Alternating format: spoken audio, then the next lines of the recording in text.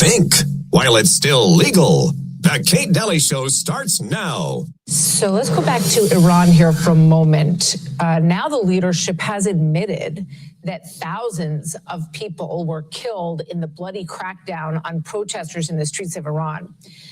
Some estimates by human rights organizations, some of the activists say that they believe the number is north of 12,000. The Ayatollah blaming the United States and calling President Trump a criminal. Later this week, President Trump is set to hold a signing ceremony in Davos, Switzerland for the Board of Peace. This event is scheduled to take place on Thursday morning and will mark the transition into phase 2 of the Gaza ceasefire deal. Around 60 invitations were sent out, mostly to leaders of foreign countries. Countries like Canada and Argentina have already agreed to join. Others, including Russia, are reviewing the invitation, and France has rejected the offer from President Trump. The president responded last night. Do you have any response to President Macron saying he will not join the Board of Peace? Did he say that? Well, nobody wants him because he's going to be out of office very soon. So, that's all right. Erica Kirk is demanding a speedy trial in the case against her husband's accused killer, Tyler Robinson, after she claims his defense team is delaying proceedings. The new filing from Erica Kirk's attorney reads in part, quote, "Nobody believed in the importance of the United States Constitution more than Charlie Kirk. And although the United States Constitution guarantees criminal defendants many rights, it does not guarantee them the right to cause undue delay in the criminal justice process." This follows Friday's hearing on a defense motion to disqualify the prosecution team for conflict of interest after they argue one of the prosecutor's children was present when Charlie Kirk was assassinated. All righty. Welcome. There's a lot to unpack in those 3 clips. Trust me on that one. But first, I have a special treat for you. And Dr. Lee Merritt is with me. And Dr. Lee Merritt is always one of the frontline doctors. Of course, had her on the show so many times. Always appreciate her take on things and just want to hear what she's up to, what she's lately, what her latest research is, because it's always intriguing. I promised you that. And Dr. Lee Merritt, welcome. How are you? Well, thanks very much. Well, I'm busy. I'm up against the book deadline, so I'm kind of scrunched. Yeah. Do you want to let people know what you're up to in that department? Well, sure. I'm hoping to get this book out soon. It's really about escaping the medical system that we're in. Yeah. And how we get out.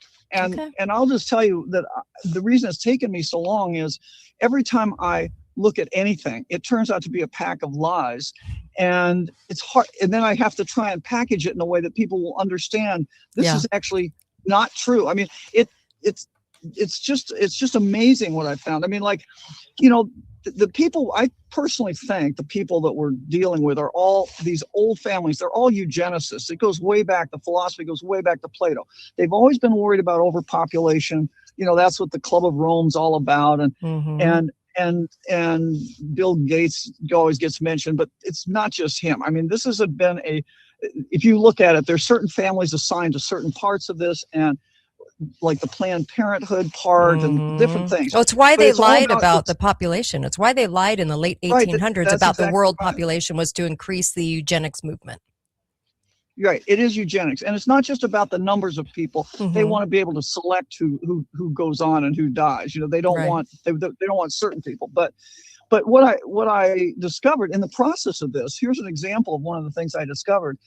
And it sounds crazy to spend a year on this, but I've spent a year on this, is that to make eugenics work, they needed to have a science behind it. And that's what all of what we're dealing with is false science. It's been created to make us believe the world is a certain way that it isn't. And for eugenics, the science was evolution, was Darwin's theory. So I decided, I already found John Franklin Enders, who's the guy that first claimed he's cultured viruses. That was a fraud. So I said, wonder about Darwin. Well, it turns out what most people don't know. I mean, I don't know if this is something your guys would be interested in. Of course. I was fascinated to discover that, what do we hear about Darwin? That he was a botanist or a naturalist, and he was put on a ship to go, and he spent all his time, months and months in the Galapagos. He saw all these rare animals, and he came up with these theories and blah, blah, blah. Well, but the truth is none of this is true. And one of my favorite stories here is that Darwin has no scientific background. He was a terrible student from the time he was a child. He couldn't make it in medical school. He came from a family of very famous physicians. His grandfather was offered the role of physician to the king. And so he was big money, big family money, big famous families. And he couldn't make it to medical school. So his father sent him at some point to France said, just get enough basic education that I can maybe get you a degree somewhere. And he did that and came back, and he ended up in Cambridge, Christ Church in Oxford. And he didn't study science. He got a degree in theology. Right. But while he was there, this is the funniest part of the story, while he was there, and this is his only claim to fame with rare animals, as far as I know. I think the whole Galapagos thing's a fraud. But the one thing he did when he was in Cambridge, he and his upper crust buddies, he was a very big party person apparently, and they made a club. It was and they played cards. It was called the Gluttony Club, and every week they would get together, play cards, and eat rare animals. I'm not making this up. That's his only claim to fame about rare animals. Okay. Oh my God. But when I went further, I said, well, okay, how do this guy's a fraud. The whole thing about how he got to be on the ship, everything's a fraud. But here's the most interesting part. Okay. I was in the Navy. My husband was in the Navy. So I asked my husband one time, I said, while I was looking at this, I got the Admiralty records of the deck logs of the Beagle. They claim he sailed on the HMS Beagle and that he went around South America and it was a big long cruise, but he went in the process, they were surveying the Galapagos and he was there. And so he went aboard and surveyed and did all this research on these animals. Okay. Well, so then with the deck logs, there's you can write most of the stuff that we read has been written after the fact, even his own book. Okay. And so but what's really not able to be jigged is the deck logs. That's the every day they tell exactly where the ship is, how it was sailing or how it was anchored, where it was, how long it was there. So I got the deck logs for the Beagle and I looked at every day when from that part of South America through the Galapagos. And I don't think he was even there. He is not mentioned in the deck logs. Yeah. Even the lowest midshipman Chaffers, he went aboard the island to pick up this guy that was a marooned American sailor. They named the sailor, they named Chaffers. Every time anybody of some rank went aboard the islands, they told you that they were going and how they went. Now here's a guy that's not royalty, but he's in a family that's very close to the royal family. Are you telling me they didn't mention him once when he went aboard the island? You're right. Yeah, that by itself should be a big red flag. Sure. Then I looked at the idea that he was there for months. It turns out not to be true. I can't remember the exact dates in my head right now, but he was there. The ship was there in the Galapagos less than 5 weeks. Okay. And when you look, they were a survey ship. They were sailing around these islands. So they weren't really always mooring and stopping places. But in any case, this was primitive. There were no docks and things. So the ship had to either anchor or moor out on a buoy away from the land. To get on the island, you'd have to lower a little boat from the davits and row ashore, or they'd have a tiny sailboat. They'd sail ashore, whatever. It took time to get off the ship. Right. At the best, I asked my husband, I said, at the best, if a modern Navy ship in Hong Kong, how long does it take you once you dock to get off the ship? He said, at least 30 minutes.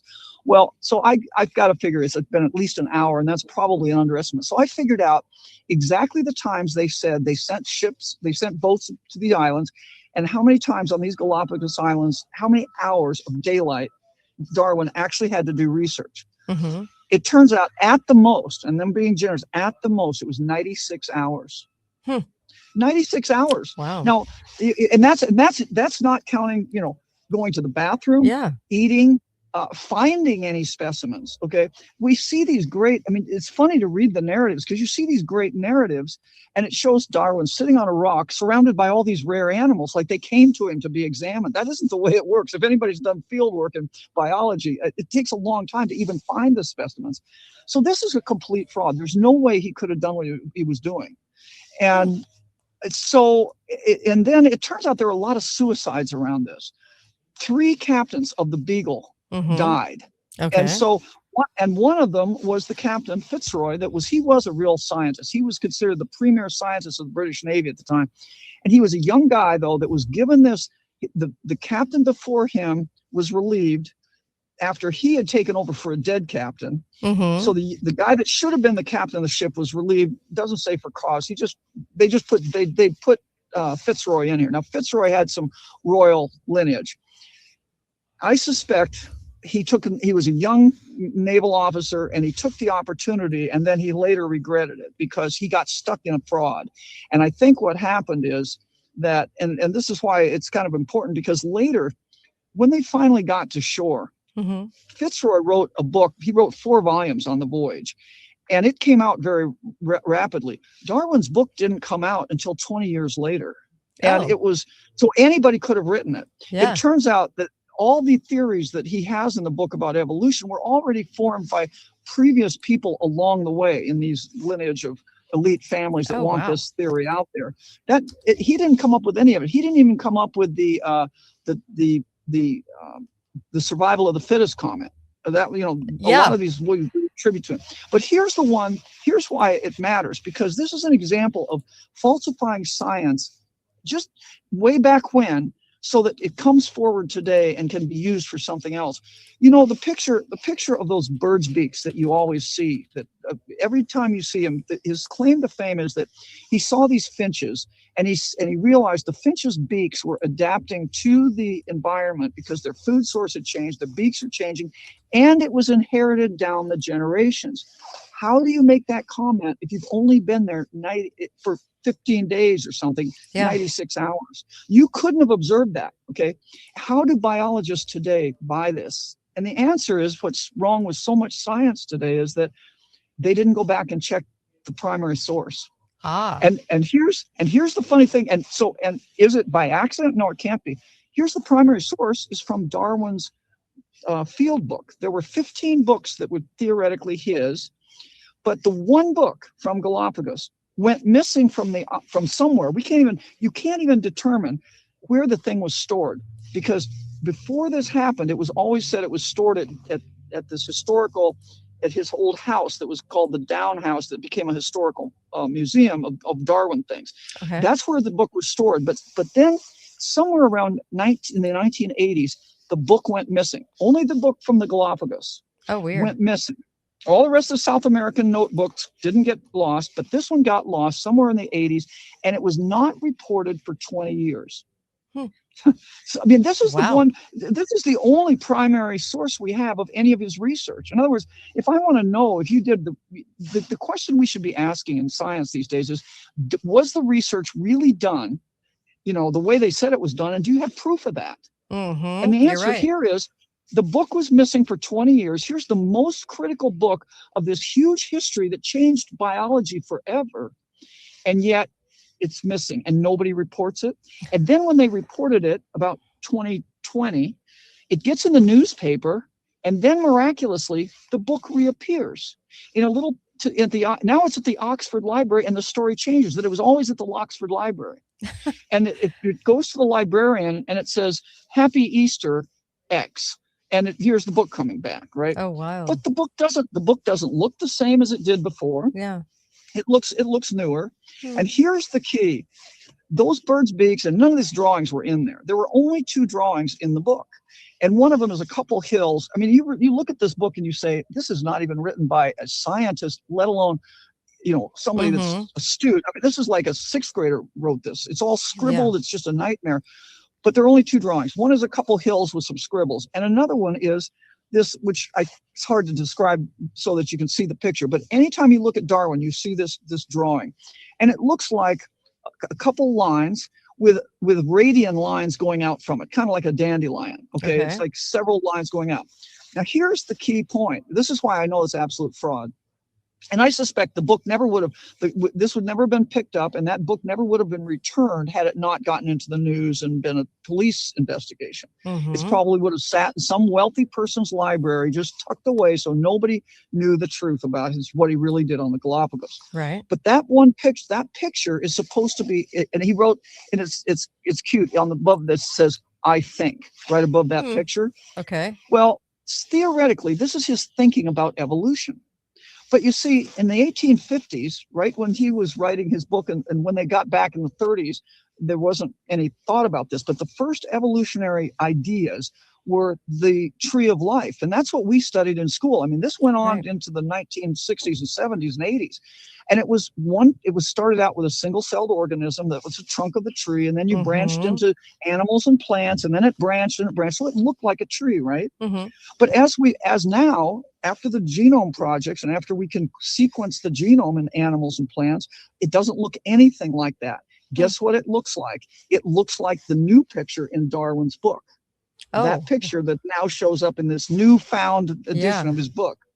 So I think somebody kept the book, and I think it was jigged to be not to make him not look so bad. I think there's a lot of, it was never, they were supposed to be indelible, but there's a lot of erasing and stuff going on.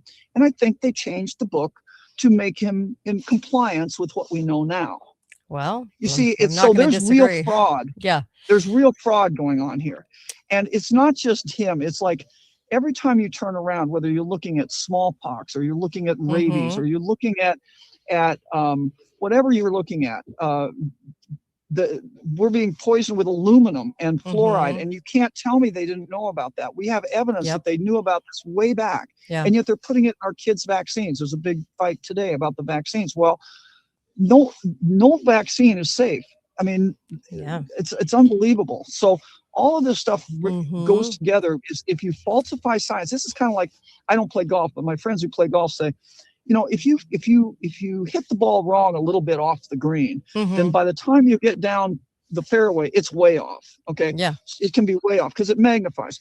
Well, if you jig science in the 1800s just a little bit, then as going forward, it changes a lot. And that's what we're seeing. And that's what that Darwin is so important, and these other things are so important, because they've been this isn't accidental. This isn't just misunderstood lyrics or, you know, bad thinking by a couple scientists. This is a program of jigging science. Well, I'm not going to disagree. Back in 2019 in March, I did a show on this, and it was from a piece by Jonathan Wells called Why Darwinism is False.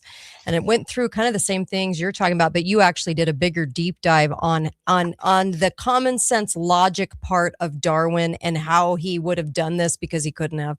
Anyways, all of these things that you're saying. So I love that you're adding to this conversation, because when we can pick apart what's at the root of what we see as true as we go through the public education system, then good. Let's poke holes in all of it. Because I also love you're taking the epidemics and putting up against war. Will you talk about that?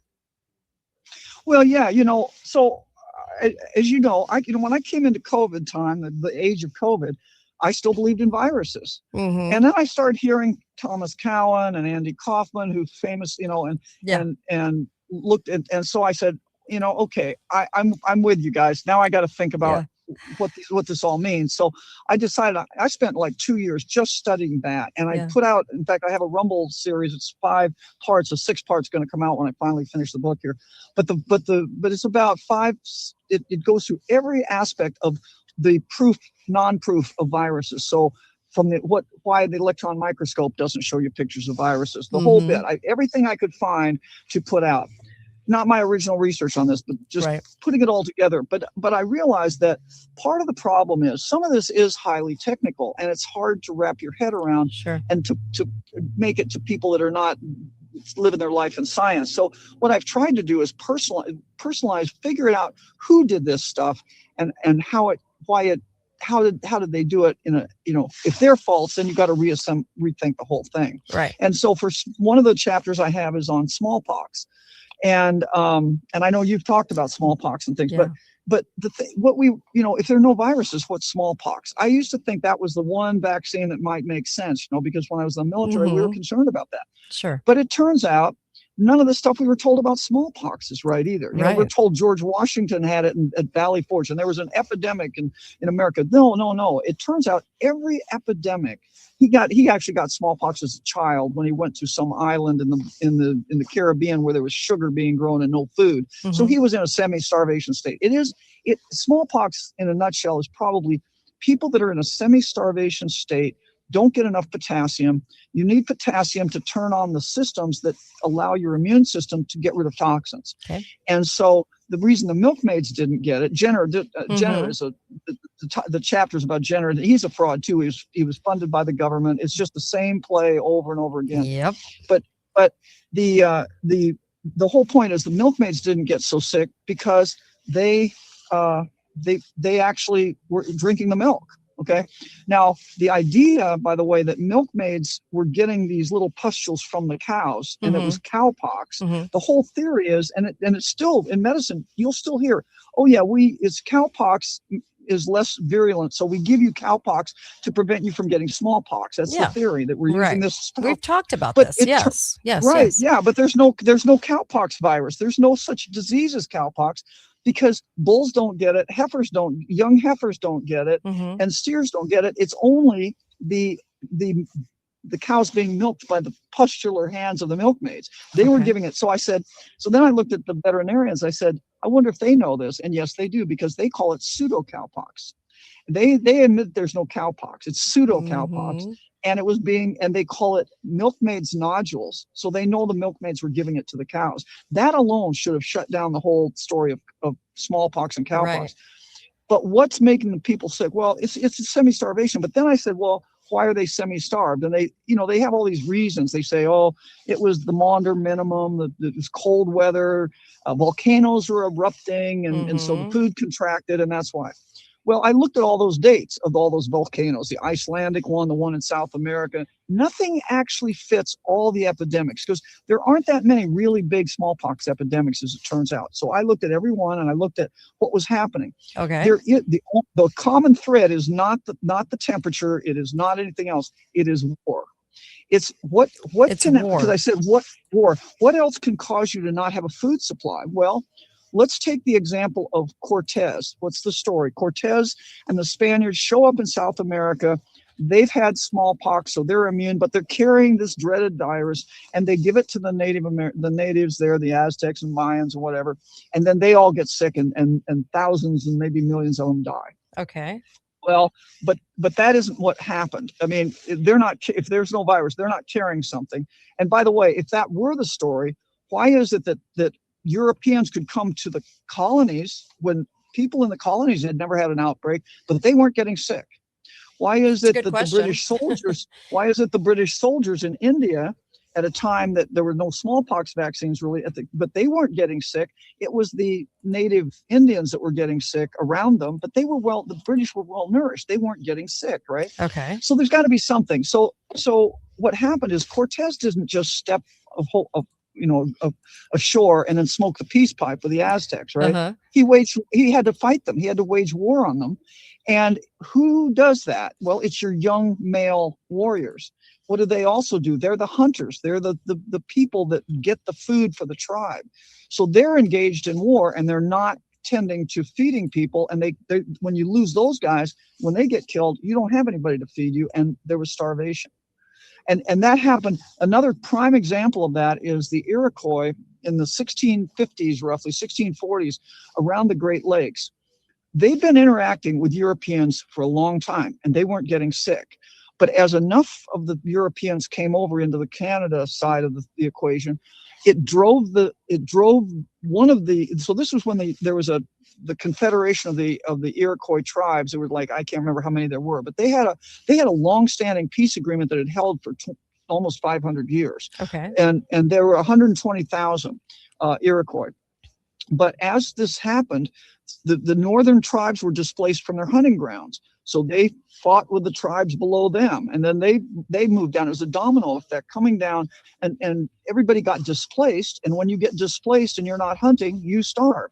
And they went from 120,000 to 20,000. Every one of these episodes is surrounding war. The 100 Years' War, the 7 Years' War in Europe. Wow. I mean, it's all war based. That is huge. It doesn't necessarily. It happens right it doesn't happen immediately at the start of the war, but as the war drags on, and you're not farming, and your young men are going off to war, not farming, and your food crop diminishes, that's when it happens. Oh my gosh! Yeah. What an insight! Yeah. I hadn't even I paralleled think that really the two. is true. Oh my gosh! Yeah. I'm So, just sitting thinking about that. Interesting. Okay. Huh.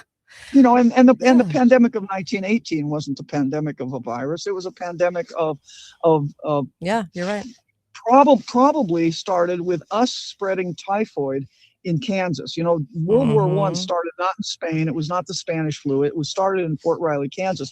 But before that happened, and it kind of reminds me of, excuse me, it reminds me of Putin complaining, because every time we would stand up one of these labs in Ukraine, the biolabs, he would complain back. I remember this in 2017, was complaining that every time we seem to stand these up, these weird diseases break out, like hantavirus or Crimean hemorrhagic fever. These are things that never were there before, you know, in the history of Russia, but they would be breaking out as soon as they set up a lab. Well, in 1917 or late 1916, we set up a medical school in Kansas.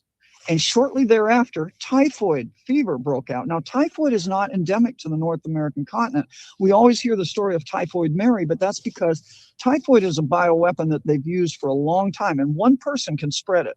Typhoid's a bacterium. We understand it. We know how this works, and it's still considered one of the top 10 bioweapons. So typhoid, you can spread it and you can create a disease. Well, I can't prove that happened, but it's very coincidental that the medical school goes in, they have an outbreak of typhoid, and then they decide to vaccinate all these military people for typhoid with these crude vaccines that came from the Rockefeller Institute and were partially put together on the site. That shows you how crude they were. Wow. And then a few months later, everybody gets meningitis. Now, if you look at the real story of naturally occurring meningitis, if you're lucky to have an outbreak that has more than 2 or 3 people, it usually is a very small number of people that get this.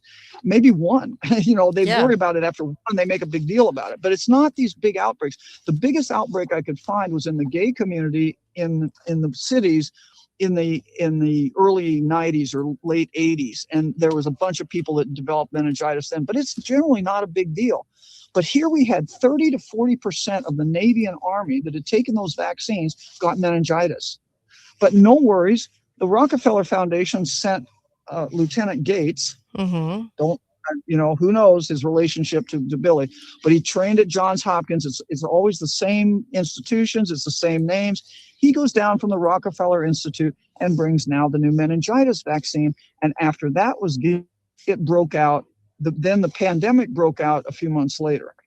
Now, at the time, in the Kansas, they tried to vaccinate school children, and the parents resisted it. Right. So they did not vaccinate the school children. But when the pandemic broke out, it first broke out at an Indian school, and I think it was Haskell Indian School, but it was an Indian school, and probably they got the vaccine. I'm going to guess because they were primary targets of the COVID vaccine. They probably did not have. They were. It was a boarding school. Their parents were not there. I'm sure they vaccinated those guys because that's the only schools where this thing broke out. Okay. So the pandemic. So the pandemic was a pandemic of, and then the other problem, just like in COVID, the pandemic of 1918 was 3 things. It was an electromagnetic thing. You know, the 5G played a role in Wuhan and other places, I'm sure. That's a whole other story. But in 1918, we had these young guys from all over the country going down to Fort Riley, Kansas. And they were living, before they went there, they were living in an unelectrified world. They weren't in an electromagnetic field at all, really. But they go down to Fort Riley, Kansas, and what were they trained to do? They were trained to be telegram operators. And there was a disease in the 1800s called telegrapher's disease. If you're suddenly placed underneath a big electromagnetic field, you start getting a cough and jitteriness. And they figured out how to get over it because they put a twist in the telegram line. So we know that's a real deal. Right. Well, but it makes your lungs kind of friable. They're inflamed. So now you have guys with inflamed lungs. Now they get these vaccines that damage their immune system. They're coughing like crazy. So the third hit, just like we had remdesivir and this one, they had Bayer aspirin, and Bayer aspirin, it turns out, is they didn't know, theoretically, they didn't know it would cause bleeding, but they were giving it handfuls to bring the temperature down of these young recruits, right? Right. So these were getting handfuls of a drug that could cause you to bleed easy. These guys are coughing like crazy, and they bled out into their lungs. That's what the actual pathology showed. It showed it showed some died. It just looked like bacterial pneumonia. The pathologist couldn't figure out why it was acting so weird. They'd never seen bacterial pneumonia act like that. And then they said, and there's a bunch of them that just bled out into the lungs, which we can't explain. Well, that's why it happened. Interesting. You know, I did a show. This was kind of interesting. Back in 1859, there was a Chicago Medical Journal, and it's how the Indians, it's how the Native Americans, however you want to say it, got rid of smallpox. And the plant was called Sarracenia purpurea. Yep. It's the northern purple pitcher plant. Okay. And a Yep. lot of the Amish do extracts from this plant. So you can actually buy Yep. it in I actually Etsy have shops. some on my desk. Yeah, me too. And I'm so glad that everybody has that, because when I talked about that back in 2021, when I did a deep dive on it, what happens is when you put 10 drops, I guess, about 10 drops ish in a half glass of water, what it does is it stops replication in the body in 12 hours, and it can stop measles, typhoid, smallpox, who knows what else. And so, but it's not stopping replication. It's what it's doing is giving you something. It's probably got potassium or something in it. It's doing something to your immune system to get rid of the toxins. to get rid of it. So enabling the immune system to get rid of it. Yeah. And so what's interesting is they had this in the 1859 Chicago Medical Journal. So I was telling people, you know what, one of the smartest things you could do right now is to go get a little vial of this, have it on tap, have it in your food storage or in your storage, wherever you want to put it, because the FDA had released in 2021, they had approved a medicine for smallpox. And we're always hearing about measles in the press right now, right? Always in the winter. We're always hearing about measles cases, and they overblow it and exaggerate it and make it sound like everyone's dying of it, which is completely asinine, false, and ridiculous. But just so everyone knows, there are things like this that they talked about eons ago that they've sort of erased out of history in the last 125 years, about it being something that can really help you. So it's called Sarracenia purpurea. It's the northern purple pitcher plant, and you can actually get extracts. You can actually get this from if you want to. What's the difference between an extract and a tincture? Do you know? Well, extract doesn't tell you what it's in. I mean, most things, tincture uses alcohol. Right. So there are some oil-based extracts. There's some other things, water-based extracts, but tinctures are made with alcohol. Okay. It elutes the chemical, and most herbalists use that because that works on most things. Okay. But I the other thing I'll say is that we knew a lot of this when I was in medical school.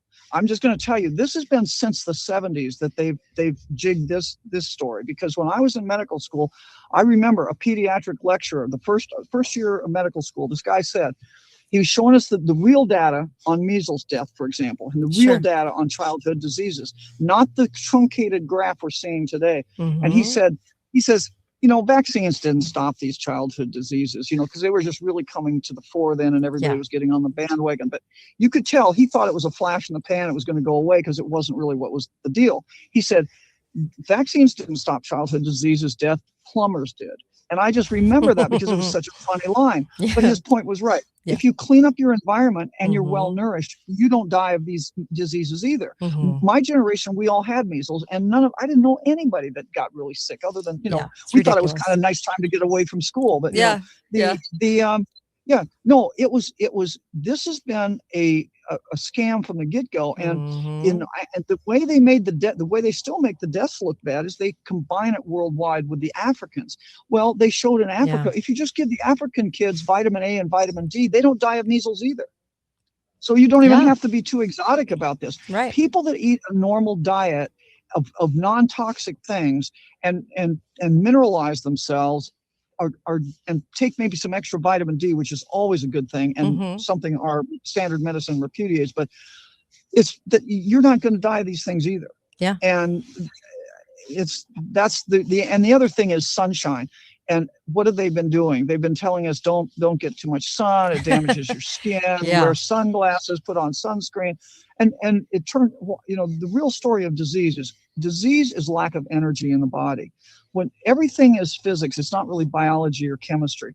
all disease is loss of electrons. When you get toxins in the body, the way you get rid of them is you surround them with negative charges, and then like a magnet pushing a south pole and a south pole, you push them out of your cells, and then they go into the lymph and into the bloodstream and into the liver, and they get processed, and you poop them out. That's how you get rid of toxins. The reason in smallpox that you got the blebs, and this is why in kids it doesn't. Kids do when they get a rash of measles, it's because kids. It's so their skin is so pliable, it's easy to get rid of toxins out of your skin, so they just do the simplest thing. But in smallpox, the reason it came out of your skin is you were so overwhelmed with toxins, you just couldn't survive if you didn't push it out every way you could. Right. And when you're in starvation, your liver doesn't function as well. So that's probably what that is, the whole story is. But the point is that it's you need energy in your cells to run the system to get rid of toxins. So we're in a system now where we're not getting enough sunlight. We're all sitting around computers. People are not going outside. They're told to wear sunglasses, and sun through your eyes is a big one, is a good one. And then I mean, look at the nursing home patients. That's the perfect storm to get the flu death in the winter, because flu again is just an accumulation of toxins when you can't get rid of them. They don't go outside.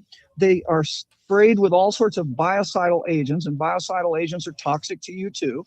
And they eat terrible food. And then when they're still alive in the fall, they give them a flu shot, and then they die. That's kind of the process in nursing homes. Isn't it amazing? But that's why we see a flu thing in the winter. It has nothing to do with breathing on each other. And I'll tell you, the bottom line here, I think, is the reason they want to promote the idea that you breathe on me, I breathe on you, we give each other germs, we make each other sick, we can have these huge pandemics, is because if we knew we were getting, if you think you're getting sick from another person, you're going to look around you if you're who gave it to you. If you think you're being poisoned, you're going to look for the poisoners. Well, we are being poisoned, and they've told us they're poisoning us. If you look at what they write, we have to realize we are being poisoned. We're not. This whole idea of disease is wrong. We're being poisoned, and we are continuing to be poisoned. We're doing exactly the wrong things for being poisoned. And then people are dying. So I have one last question, because I told you I wouldn't keep you very long today. But what do you think the idea behind chemtrails is? What is it actually doing? What are they benefiting from chemtrails? What are your thoughts? A lot of people think dimming the sun. A lot of people think they're laying out the groundwork for Project Bluebeam. Some of them think that it's just the chemicals. They just want us poisoned. What's your take? I've never asked you that. Could be all of those things, to be honest. I mean, it could be all those things. I mean, the question is there any good reason to be doing it? No. And I can't come up with one. So if we assume it's the bad guys doing this, and there's nobody good doing it for reasons that we don't know. I mean, they've said I don't know if you ever saw it, but there's a thing called the Toronto Protocols, and it was a big Masonic meeting in Canada. I've done deep dives on that on the show. Yes. Well, okay. If you read that, they talk exactly about this, how they're going to put poisons in food, inject them into our children, put them in, and spray them from the skies.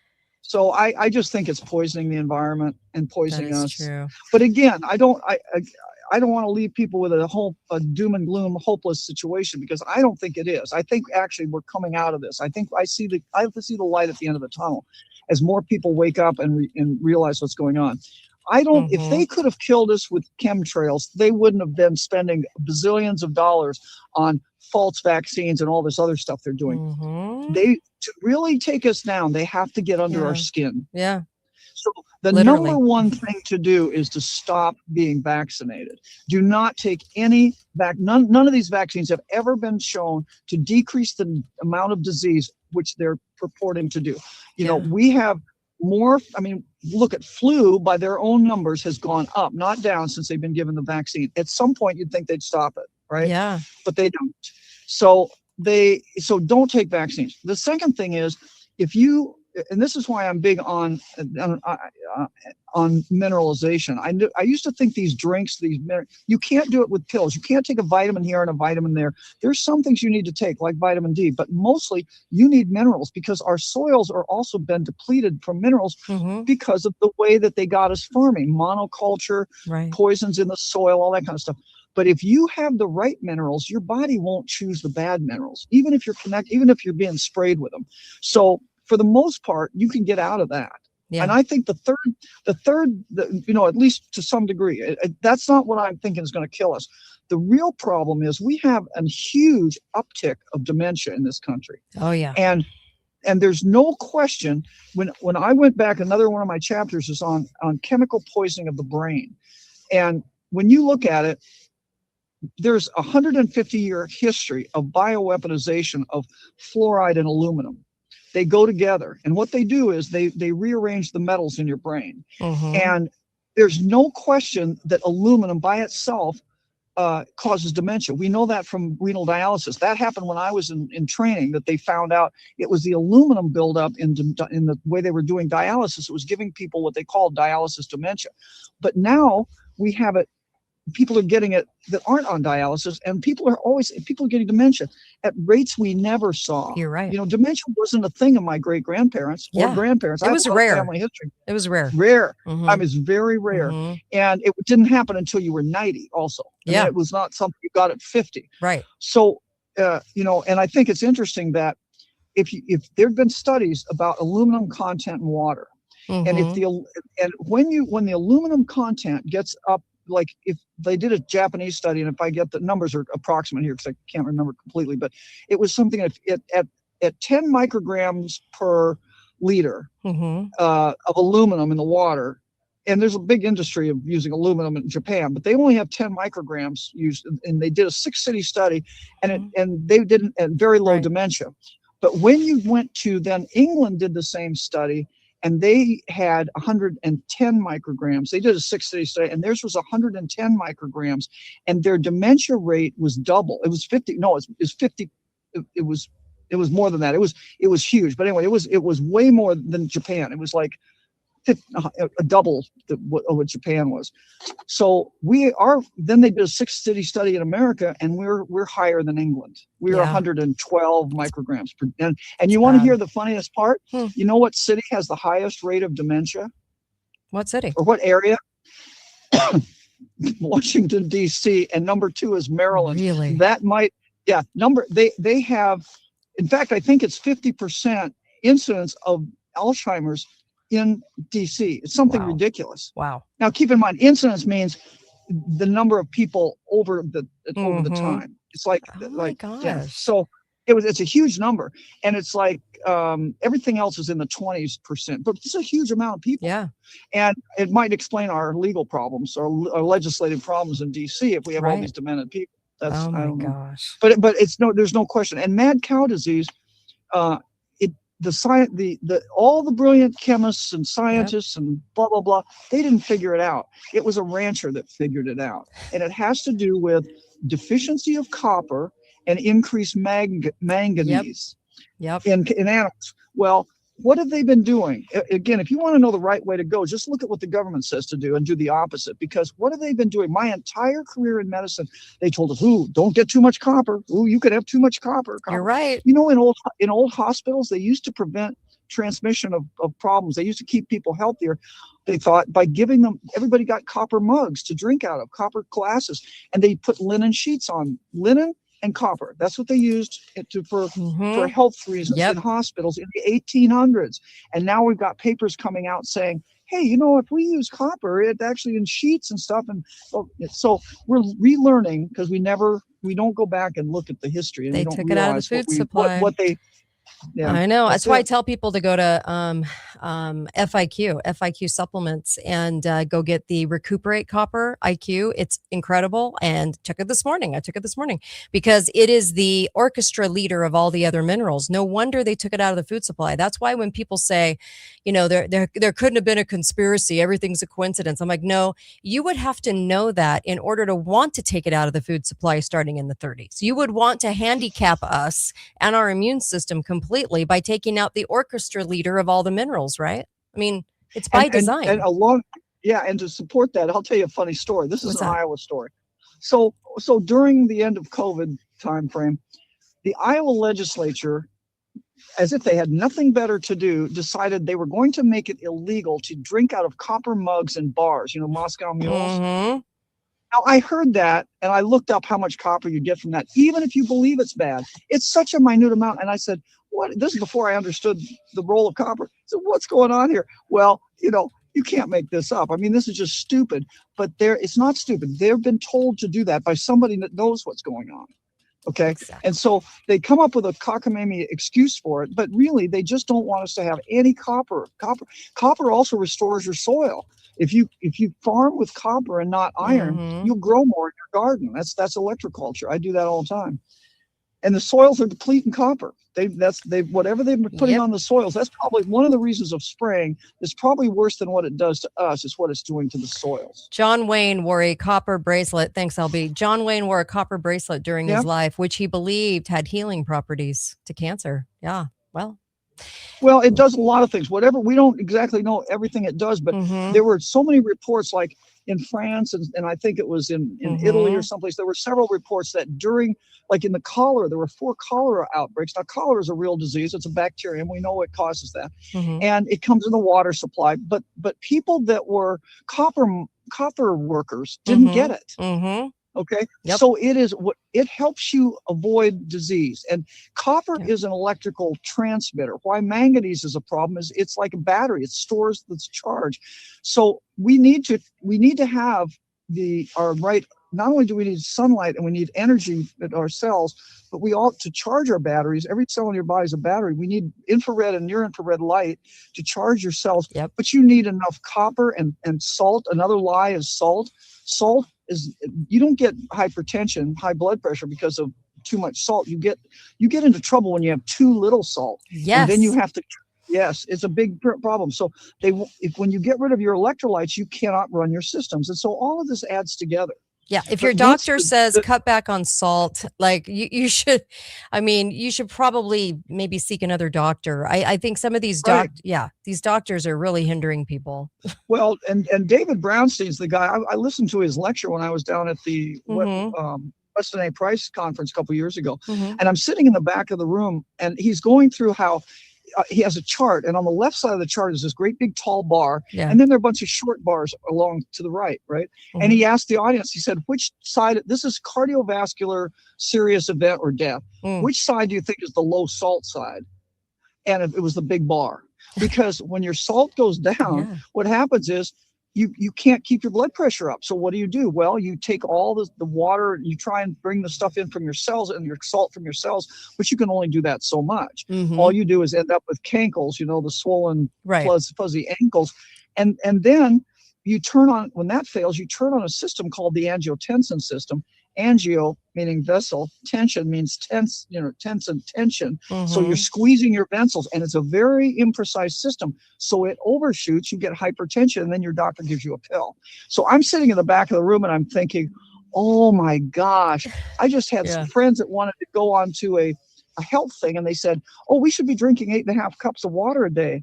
And I'm sitting in the back of the room because I told them, I said, that's nonsense. Why would we need to do that if you're not need it? But I'm sitting in the back of the room saying it's all over the internet to drink 8.5 cups or 8 cups of water a day.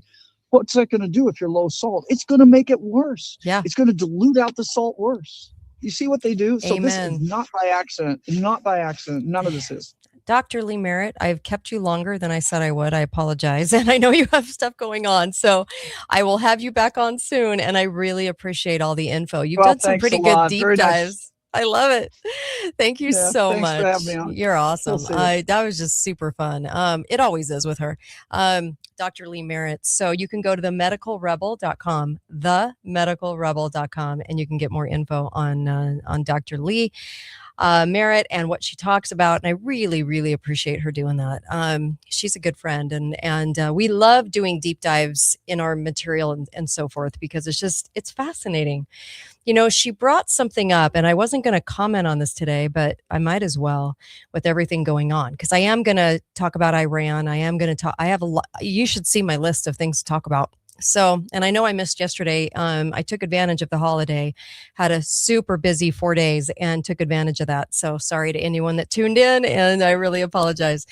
So the Toronto Protocols, that was the book that Sergei Manost was killed for. He was in his 40s and he was murdered. It was a book that he found called the Toronto Protocols. It was a Canadian meeting back in 1967. And it was called the 666, ironically. It was the biggest bankers, the 6 of the biggest bankers, 6 of the most powerful energy companies, and 6 of the most powerful global food producers. And they laid out a plan and they called it their reunion. Okay. This is the Toronto Protocols. You can actually order this, which is kind of crazy. It's hard to find, but you can find it. So this is, it gets kind of fascinating as you go through what they were wanting to do, but they wanted to change the idea of the family. They wanted to make sure and give the state and the feds the parental authority over the parents. So that was one of the protocols. That was one of the Toronto protocols that they were setting forth, was the liberation of the individual. This is why you see the age go down to 12 instead of 18. This is why you see states like California, and you see stuff going on in Canada right now, all kinds of things right now across the board where they're trying to make the minor very, very young, but also try to take away the rights of the parents and give those rights to the education system. Okay. So they wanted to thereby, and I'll give you a kind of a comment from this Toronto protocol. It said, thereby transferring the parental role to the state, it will become much easier for us to monopolize one by one all the responsibilities that had been to this day the exclusive responsibility of parents. Yeah. The legal protections, taking those away from parents, in which our government's supposed to fight for those, but they're not exactly doing that. So, and they also talked about the staff needed to get their plans launched and I quote from the Toronto Protocols, for guaranteed success of such an enterprise, it's essential that civil servants who work in these offices in the service of the state are young, without past experiences that are imbued but with ideas which we consider empty and vain, but believe with missionary enthusiasm that they are protectors of vulnerable children. See, get them to believe they're the protectors, but get them to do heinous things, basically. Let me go back. These officials, and I quote from the Toronto Protocols, 1967, these officials must consider all parents to be potential criminals who can be a danger to the welfare of the child. And so they wanted the workers in these departments of child welfare to get younger and younger, so they weren't bound to wisdom, experience, and can be fully on the side of the state. Okay? You know how you see young doctors, young pilots, so many young nurses, the old guard of the nurses being ousted during COVID, right? Blovid, the lie of Blovid. Because you'll see all kinds of fresh new faces, because they can certainly tell these fresh new faces what to do. I noticed this in the hospital with my husband. I noticed that the young ones were going along hook, line, and sinker and basically looking at me like I was the villain. Some of the older nurses were like really contemplating what I was saying when I did not go with all the advice the hospital was giving me. And when I say advice, I'm using the term lightly. When they wanted me to do exactly what the government had told them to do to my husband, when I wasn't going along with that, you could see some of the old guard of the nurses really taking in the information and contemplating, like, well, now what is she doing? And why is it working? And why is her husband out of here in a few days? And why isn't he dead? Like that. The young nurses looked at me like I was the villain. They were rude. They were horrifying. They were idiots. I'm sorry, but they were. I hate to say that because it sounds mean, but they truly were. And I was just like blown away by the amount of hostility toward me by the younger ones. Okay. So then it goes on to talk about the Toronto Protocols, 1967, the 666.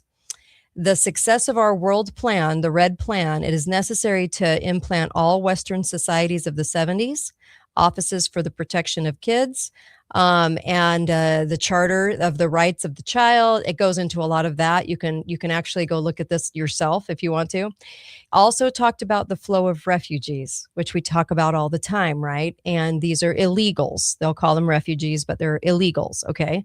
The plan, once they were able to restrict nation states' margins by using international economy, global trade, and expensive UN projects launched to handle all crisis, people's minds can be controlled freely as well. I'm quoting from the book. This independent economy will operate on the basis of our laws, and hereby we will establish a global mass culture. With the help of the international media we control, 1967, folks, we will establish a new culture which will be uniform, thus making it practically impossible that someone would create something new. The future artists will be like we want them to be, or else they will not be artists. How many times have I been talking about Hollywood last year? We don't have to fear anymore that such independent works of art come into being that endangered the realization of our global ambitions so often in the past. The most interesting paragraph of the document was written 20 years ago, but it was about the use of migrant crisis in order to realize the global plans. And I quote, "To assure us at all costs of the success of such an enterprise, making sure that our agents already infiltrated the ministries of intergovernmental affairs and immigration of nation states, make in-depth modifications to these laws of the ministries. These modifications will essentially aim to open the doors of the Western countries to a more massive immigration inside their borders." What's been happening? And neither party has stopped it? Okay. Immigrations that we will provoke by taking care of touching off here and there new local conflicts by well-orchestrated press campaigns in the public opinion of nation states targeted. We shall provoke among them a significant refugee influx, which will destabilize their eternal economy and increase the racial tensions inside their territory. We have to take care that there are foreign extremists that they are among the migrants as well. This will facilitate the destabilization. Okay. So they talked about violence and food. They talked about emergency budgetary measures. We shall so break the financing of nation states for all their mega projects, which represent a direct threat to our world control of the economy. They set out to do a lot. They set out to break the national wills of modern structures of the domains of energy, agricultural, transport, and new technologies. To accelerate this process of transfer, we shall imply the correct force of the United Nations in conflicts impossible to sort out. In this way, and by means of the media, which we control. Notice how they say that quite a bit? We shall show to the populations the impotence and the uselessness of this force in its current shape. That helping frustrations and push to a climax at the appropriate moment will push the populations of nation states to beg the international authorities to form a multinational force as soon as possible to protect at all costs the quote unquote peace. So they're constantly talking about this, constantly drumming up the racial tensions. So why? So they can go above and beyond the police, above and beyond the federal police to the multinational force. Okay. So it goes on, and they wanted the police bodies of nation states to have quick access to data banks on all potentially dangerous individuals for us on the planet. They wanted it to be maintained by the military to help emphasize the necessity of an international court, doubled by a world judicial system. The plan all along was to put us into regions so that the multinational forces could come in and protect us, and then also be over us as far as the laws, which ousts the Constitution. That's what it's all about.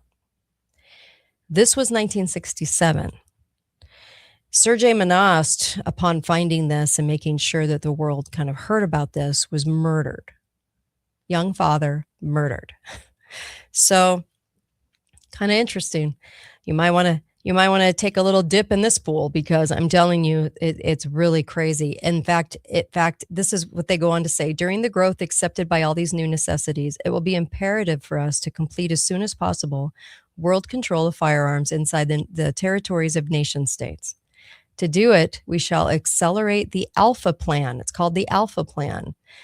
Isn't it interesting that you see Alpha in some of the companies that are really the government? Like Google? Interesting. All right. So the Alpha Plan, implemented during the 60s by some of our predecessors. This plan, quote unquote, originally aimed at two objectives, which remain the same even today. By the intervention of crazy shooters, Remember how we talked about the lone gunman coming out ever since the CIA was created? You didn't really see lone gunmen before that.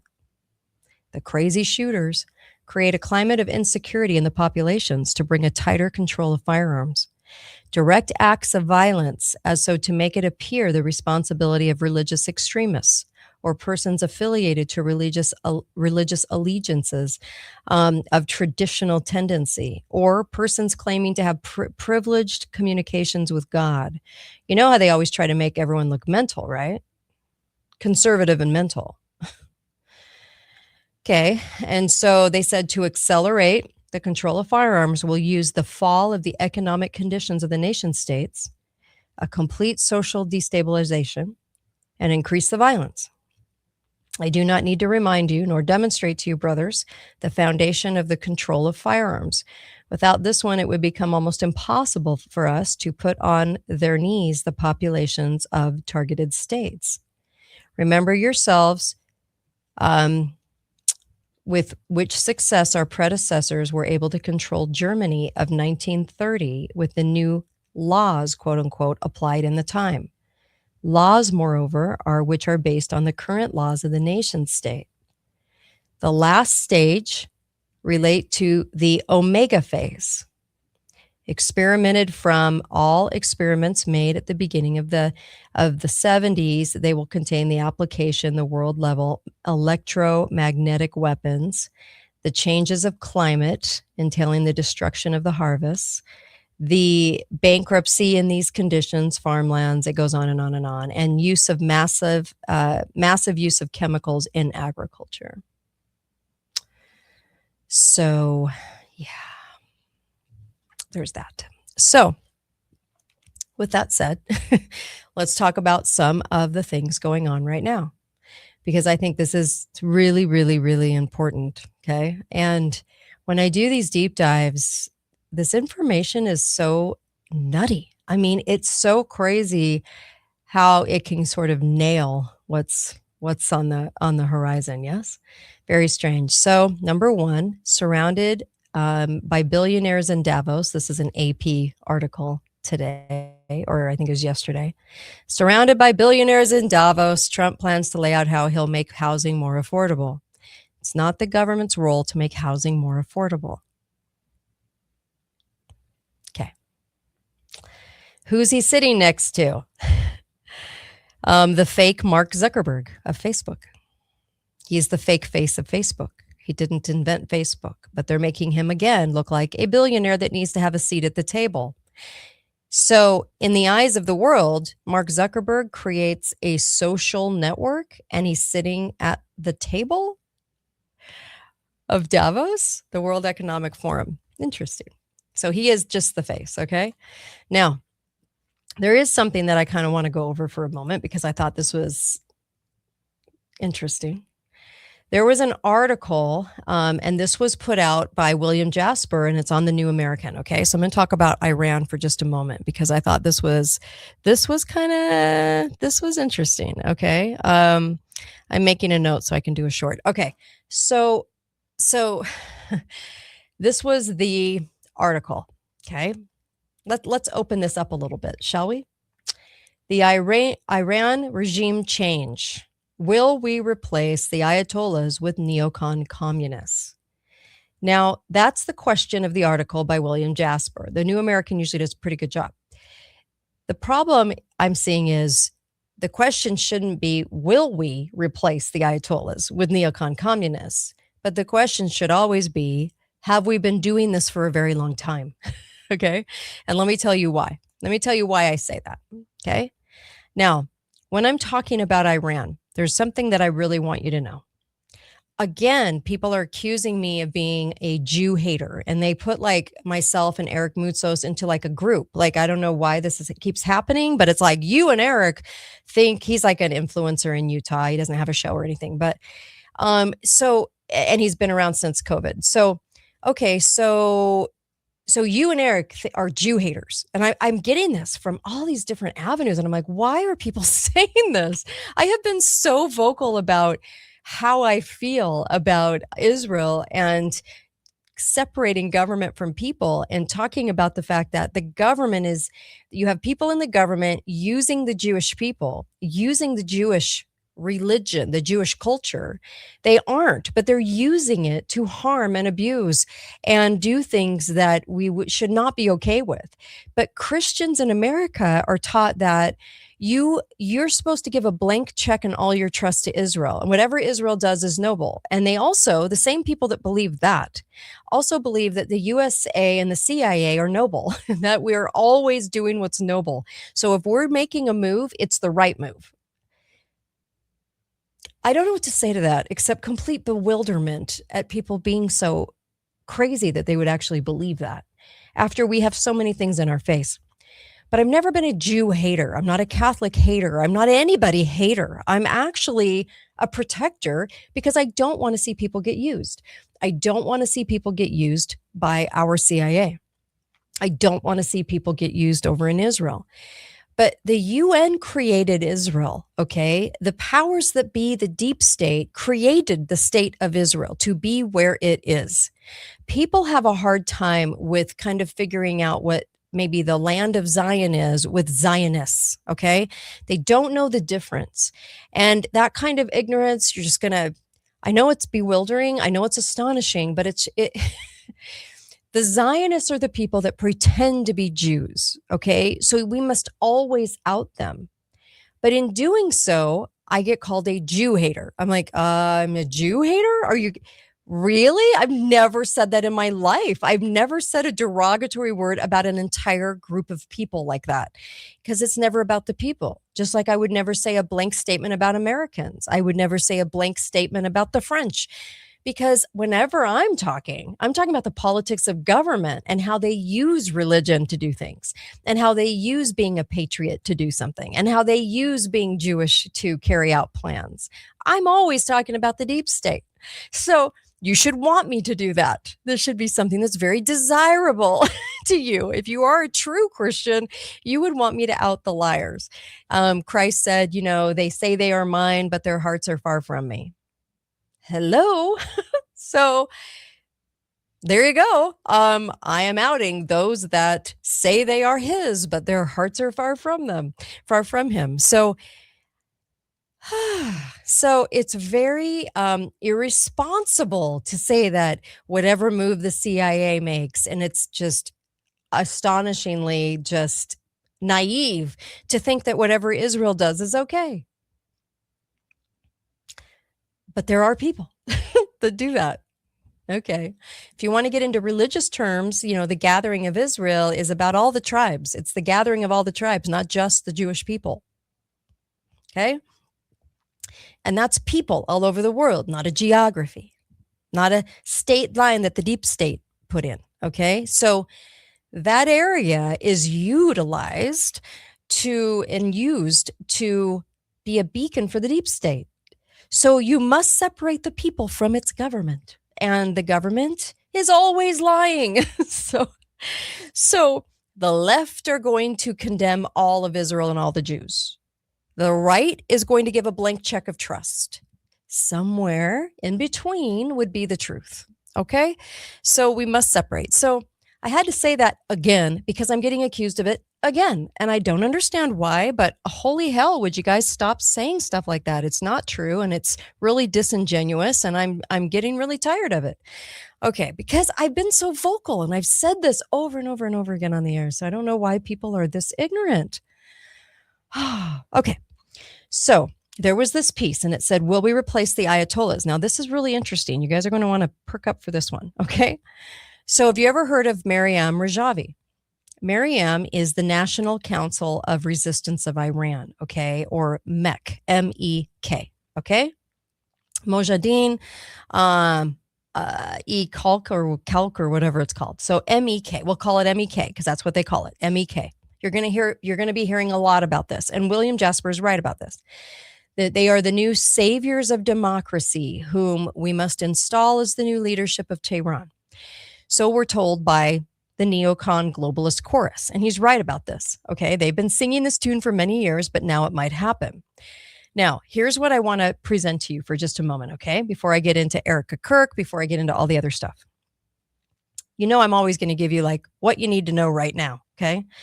So there was the January 13 Daily Express CBS story about the horror in Iran. Okay. Remember, they own the media. Okay. Horror in Iran as 12,000 protesters slaughtered in brutal regime crackdown. Okay. And of course, when you see an article like this sent to us again and again from the AP, which is a bunch of liars, and the Reuters, which is also a bunch of liars, because our news sources only come from two sources, AP and Reuters, which both are scumbaggery liars, okay, and have been for eons and eons and eons. When they say we own the press, this is who they own. They spin out the stories, and then everyone else takes the viewpoint of the AP and Reuters and then sends it out as their own news story, okay? So 12,000 is a really round number. You would notice 12,000 people, okay, protesters murdered. So I think they're lying. Okay, I think they're lying. And we don't have any real pictures or concrete evidence of this, okay? So sources within MEK, MEK, which is fighting to bring full democracy to Iran after 47 years of an Islamic dictatorship, said the new figures were based on investigations drawing on local sources, hospitals, forensic medicine centers, and the family of those killed or disappeared across the 195 cities. Okay, that was in the Daily Express, also in CBS. The MEK is delisted as a terrorist organization by Clinton, Hillary, and Barack Obama's reign. Democrats who have been jumping on the MEK wagon for them to go into power are Bill Clinton, Howard Dean, Hakeem Jeffries, Louis Freeh, Bill Richardson, Cory Booker, you know, all those ridiculous people, sickening people, Sheila Jackson Lee. And not to be outdone, you also have Marco Rubio, Lindsey Graham, John Bolton, Mike Pompeo, Richard Pearl, Tom Cotton, Ted Cruz, Mike Pence, and so many more. They're all on the bandwagon for MEK. So why should you wonder about MEK in Iran? Well, both sides of the aisle of the alliances which buy our congressmen and senators are all on board the MEK, and they're going to make it look like it's a revolutionary group. What do we know about revolutionary groups? Well, what do we know? Let me think about that, Kate. What do we know about revolutionary groups? Well, let me tell you. And by the way, this is the chick. Okay, this is the chick everyone's talking about, okay, just so everybody understands, okay? This is Miriam, okay? Miriam, however you want to say it. Who even cares at this point? But what's happening is they're calling some of these people the George Washington of Iraq, you know, just all kinds of weird, crazy things. So are we about to see a repeat with Miriam Rajavi, the MEK regime change in Iran, reprising the ICN regime change in Iraq? Good question, because this chick is kind of interesting. Let me tell you why. They're in the article in the New American. You should go check this out because they did a good job on this. No question, the Iranian regime from Khomeini in 79 to Khomeini today is a brutal totalitarian dictatorship. Now, I am going to go a step further and say I think they're very controlled. Now, they're not putting that in the article, the New American, but I think they're 100% controlled, and I'm going to show you why. I'm going to show you a glimpse of why I say that. Jimmy Carter and his CFR trilateral, this is from the article, trilateral commission handlers, Brzezinski, Cyrus Vance, Warren Christopher, all those guys, along with the New York Times, the Post, PBS, and the rest of the deep state media herd, were demonizing the Shah Reza Pahlavi, right, and glorifying Khomeini. We were exposing their lies to the truth in the pages of American Opinion and the review of the news, as well as the bulletin of the John Birch Society. Okay, so the Iran and the Shah and what really happened and so forth. Okay, so this is what the article says. Regardless of the anti-globalist MAGA rhetoric, U.S. President Donald Trump has surrounded himself, or at least has allowed himself to be surrounded with neocon interventionists who are pushing him to engage in military ventures. Okay. Remember the CBS story, January 13, over 12,000 feared dead after Iran protests as video shows bodies lined up at morgue. When was the last time you saw the line lined up at the morgue, bodies everywhere? Whenever they're spewing a lie, spewing a lie, spewing a lie, like they did with Blovid. Remember when they were saying that in New York, bodies were everywhere? They were everywhere on the ground. You had to step over bodies at the park. Okay. And they were lying. They were lying to everybody. They said all the hospitals were full. They were lying. Everything was about the bodies, the horror, the bodies. And I had somebody in New York who was a record producer, and she was telling me, she goes, hey, I'm loving your coverage on COVID. Thank you for telling the truth, because I'm in New York and bodies are not everywhere. And this is ridiculous. This is a lie. And in 2020, it's the same amount of bodies there always has been, because it's the homeless bodies that they keep taking pictures of. The homeless that die all the time, that don't have a place to go. These are the bodies they're taking photos of. So whenever I see a headline like that, over 12,000 feared dead after Iran protests as video shows bodies lined up at the morgue. Really? Where is that? Where's the picture of that? Where is it? I'd love to know, because you'll never see it. You won't see it. Okay. And they'll never show it. They're just going to keep telling you in the news that this has happened. Okay. So, by the way, well, let me go to this chick, okay? Because this is kind of an interesting one. So let's go to her, because I think I was going to talk about the leader of Iran right now, but I do want to go to her. So Maryam Rajavi, or Miriam, or whatever her name is, she's an Iran dissident politician and leader of MEK, okay, with her husband, advocating the overthrow of the Iranian government, all right? And president-elect of the NCRI, the National Council of Resistance of Iran. Now, what do we know about groups?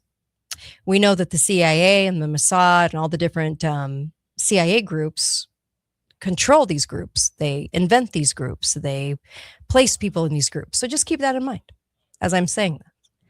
She served as the organizer of the anti-Shah student movement in the 1970s. This chick, Rajavi. In 1979, she became the official of the social section of the MEK in 79, where she served until 1981. She was the parliamentary candidate in 1980. She was then transferred to France.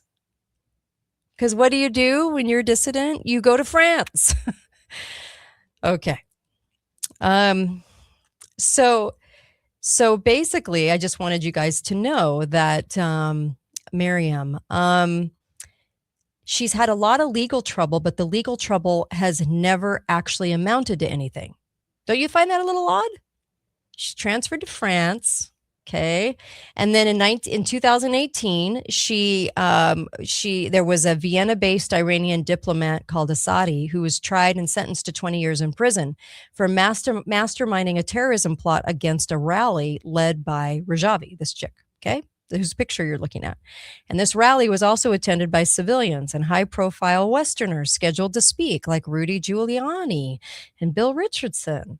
Interesting. But then you never heard another word about it. Then on 2003, Rajavi was arrested by Paris police alongside 150 MEK members. Do you think they would put them in prison and you'd kind of never hear about them, right? No. She and 23 other people in this group of 150, remember the ratios of bought and sold CIA Fed members to people? Remember, we've talked about this a lot, like January 6th and all these different events, the Bundys, okay? And there's always a huge amount of people, okay, that are bought and sold, that are amongst the group pretending to be one of the members. Well, her and 23 other people, this was 2003, were investigated over suspicion of links of terrorism, but all the charges were dropped. No. Yes. They were all dropped. I wonder why. If you're a terrorist, aren't you a terrorist? I mean, come on. Suspiciously just dropped for 23 members and Rajavi. In Iraq in 2010, the Iraqi High Tribunal issued an arrest warrant for 39 MEK members, including Rajavi, due to evidence that confirms they committed crimes against humanity by involvement with the former Iraqi security services in suppressing the 1991 uprising. Now, this is 2010.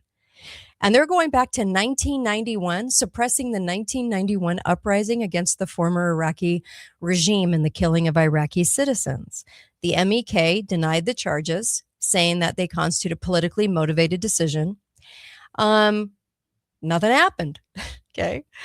Boy, that's a lot of like letting this person off. Also, and that's just a few of them.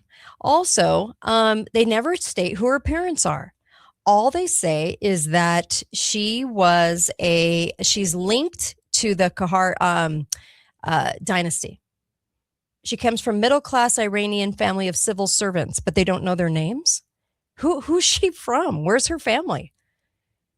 Who is her family? Do you know you cannot get the information? Boy, that's interesting. She was born in 1953 in Tehran, Iran, and you never know anything about her. Now, this is strange, but her husband's in the same boat. His name, and let me show you his photo because this gets more interesting, okay? So this is her husband, Masood. Okay? So Masood, okay, he joined the MEK when he was 20 and a law student at the University of Tehran. Do you think the University of Tehran might have, I don't know, ties to the CIA? Let's find out. He graduated with a degree in political law. Rajavi and the MEK, this is Masood, the husband, actively opposed the Shah of Iran and participated in the 1979 Iranian Revolution. Interesting past. He came from a prominent family, although you're not allowed to know who his parents are. But they're prominent. Everyone should know them. Nope, you don't get to know them. You don't get to know anybody. He received a degree in political law from the Tehran University. His brother was Iran's ambassador to the United Nations in Geneva, who held doctoral degrees from the universities in Paris and Geneva. They had 3 older brothers, cardiologist in France, Ahmad, a British educated surgeon, and Houshang, an engineer. I know I'm murdering these names. I'm doing it on purpose. An engineer in Belgium. Okay. So during the Pahlavi regime, he was arrested by Savak, and sentenced to death. This is Masood. This is the husband that is the co-leader of the MEK. Due to efforts by his brother, who worked for the UN, who was the liaison to the UN, and Swiss lawyers and professors, his sentence was reduced to life imprisonment. So why didn't he serve life imprisonment? Oh, he was released from prison during the Iranian Revolution in 1979. Wow. I wonder why. That was a lot of years ago. He never did serve his time. Not even close. He was let out. You know, it's funny. Julian Assange was in the same boat. He had a life imprisonment ahead of him. And then all of a sudden, a couple of years in, he was just released on his good behavior. Interesting. So many people, that's the case. Are they easy to control? Do they get some sort of, status from the CIA, from the feds, for being somebody that will take part in a revolution and look like the guy that's provoking the revolution? When you want to control all sides, you usually want to control people that have maybe life imprisonment ahead of them. Right. And something interesting about the University of Tehran, where all these groups are established, kind of like in America, where the groups are established. This is interesting. The first official step of the establishment, or the present form, of University of Tehran in Iran occurred in 1931. There was from the Minister of Court. I can't even, I'm going to murder this guy's name. Timordish? Anyway, he was completing his doctoral dissertation at Columbia University in New York. Where have I heard of Columbia University? Like Columbia Pictures, like Columbia everything. That's right. It's a CIA hangout. Interesting. So this comes from a doctoral dissertation at Columbia University in New York to inquire as to the requirements for the establishment of the University of Tehran. And this letter from Isa Sedek regarded the letter as an invitation to outline a comprehensive scheme for the establishment of this new university. There's always the ties that bind that pop up in the description of these things. Isn't that kind of fascinating to everybody? So what about the MEK? Now, I want you to listen to this because I think this is very interesting. When I talk about Iran being controlled, this is what I mean, okay? If you go back into Wiki, okay? Let's go back into Wikipedia, the history that we're all given, courtesy of AI now, okay? So between August and September of 1971, SAVAK, S-A-V-A-K, arrested and executed many MEK members, including its co-founders, okay? So even if it started out with people that actually wanted the CIA out of Iran, okay, the surviving member, a lot of them would have been killed, okay? So some surviving members, maybe they were already bought, these surviving members, just a question, restructured this group, okay, this MEK group in 1971 by replacing the central leadership with a 3-man central committee. And each of the 3 central committee members led a separate branch of the organization. 2 of the original central committee members were replaced in 72 and 73. And the last one was replaced in 1975. Do you see where I'm going with this? Do they say why? No. They never tell you why. So in 1973, a big shift happened when they replaced the leadership of the MEK. The MEK you're going to be hearing a ton about, that all the politicians on both sides are all for, okay? 1973, MEK members declared themselves, drumroll, okay, Marxist-Leninist.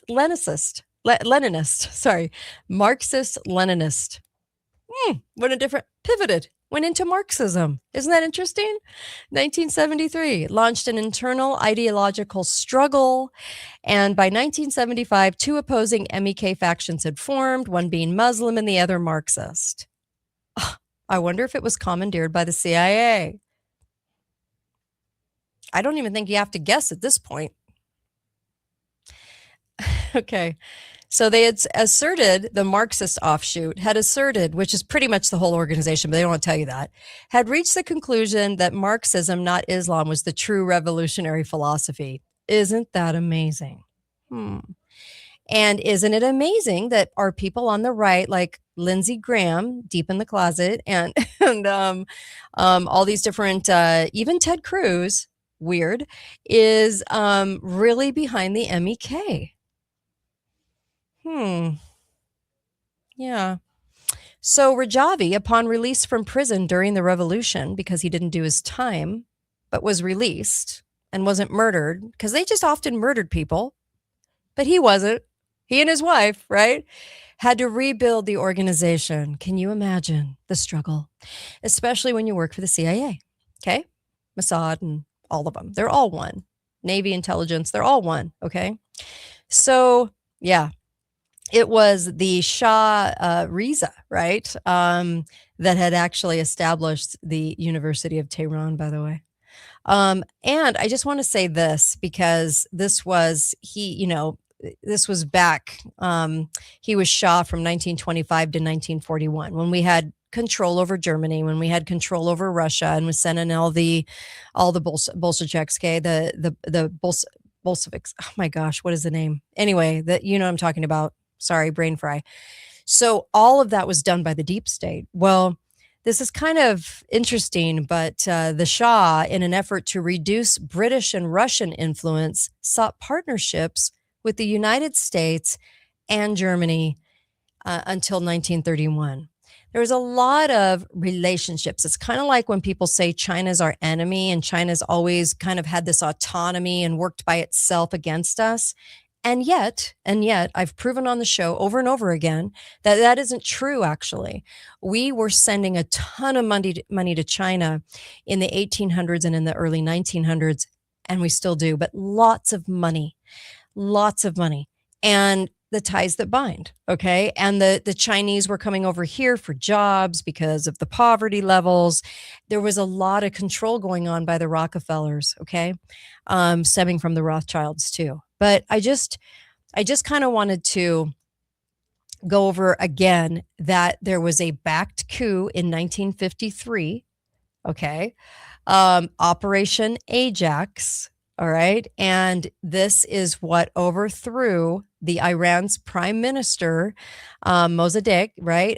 Not the Shah himself, as Mossadegh had forced the Shah to flee temporarily. Then the Shah remains Iran's ruler until the 1979 Iranian Revolution.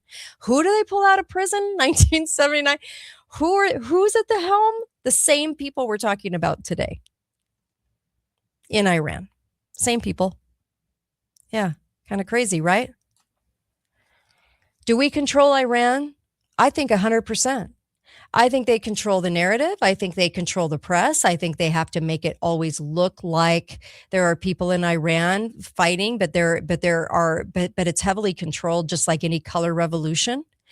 So when we talk about Iran, I just want you guys to keep in mind that it doesn't matter who you're talking about in the press. Though that person will have ties to the United States, Colombia. They'll have gotten out of jail time, a lot of suspicious things. And when I see Ted Cruz and Tom Cotton and Mike Pompeo and John Bolton and Lindsey Graham and Marco Rubio all cheering for the MEK, along with Bill Clinton and Howard Dean and Jeffries and Bill Richardson and Louis Freeh and Cory Booker and Judy Chu and Sheila Jackson Lee and Bob Menendez, you have to know we have a problem, a big, huge problem in Iran. Okay, of us not understanding that I think we actually highly, highly control this animal. We truly do. There just isn't it's not like Angel Blue says, all the usual suspects, and you are right. Comment from YouTube. You are right. Columbia Pictures. I mean, my gosh, you guys, we have had it like in our face for so long, so much of it. Where did Barack go? Do I even have to tell you? No one remembers him. No one remembers Barack, but he went to Colombia, isn't it? Yeah. Didn't they say that? He went to Colombia? Okay. Love Colombia. It's very, very interesting. All right. So let's also talk about the Northern Lights. Okay. So, okay. I'm just making a note. Northern Lights. Now, let me add this to the stage here. Okay. This is kind of fascinating too. Although the Northern Lights can be beautiful to look at because we're seeing these all the time now, and I don't know if you guys realize, but it's in the news constantly. And a lot of people are saying that it's very scammy and that it's also something that is utilized for what's becoming Blue Beam. Project Blue Beam, one of the scariest things I've ever read. I don't get spooked easily. The Northern Lights can be very beautiful to look at, but there's a high probability that they are man-made from HAARP pumping and from CERN, pumping intense frequencies into the ionosphere, especially when people are seeing them as far south as New Mexico and Florida, because it's not usual for us to see them. So why are we? The mainstream media wants you to think, wants you to believe that the sun is causing the auroras with electromagnetic storms. And this is because they're preparing people for a grid down event, and they will blame it on solar flares. Okay. Ooh, I love this. Thank you for the comment. We had a magical night last night in the Netherlands. I'm sure you did. I'm sure you did. Thanks for the comment on YouTube. So if and when the grid does go down, it will be our own government who are the culprits. And if all goes right along the agenda, the order out of chaos thing, I'm sure they'll try to tie it in with their climate change narrative. Okay. And continue restricting our rights to gain more control and blame it on the masses, like always. Think of it as a warning to get your house in order. This comes from Cody Osborne. I think that might be very true. We're seeing it in really strange, weird, diverse places, and it's not a normal thing to have happen. So then you have to ask yourself, why now?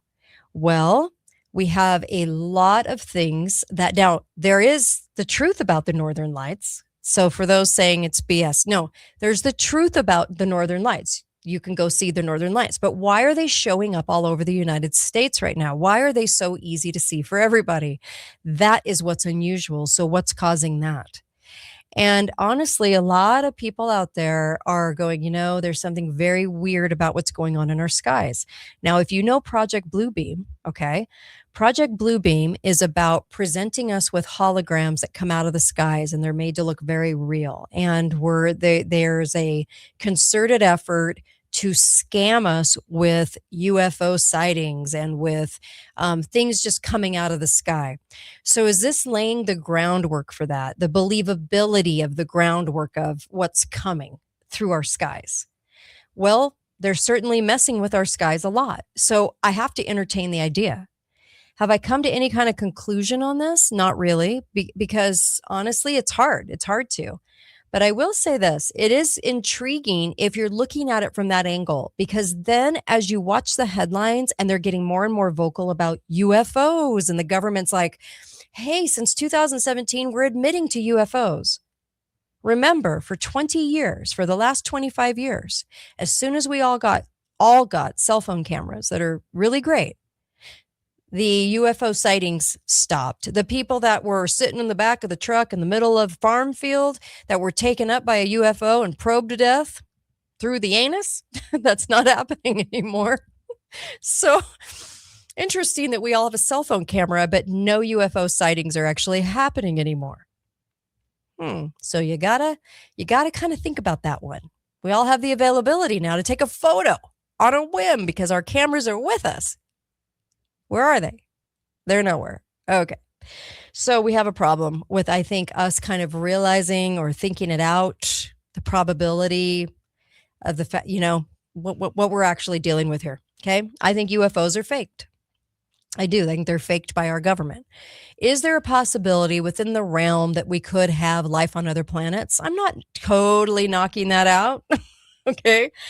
But I am saying that the government utilizes the narrative for their own purposes, and they didn't start really getting going on the little green men until in the 1950s, when the CIA came into existence in the late 40s, and they really had to push out an agenda.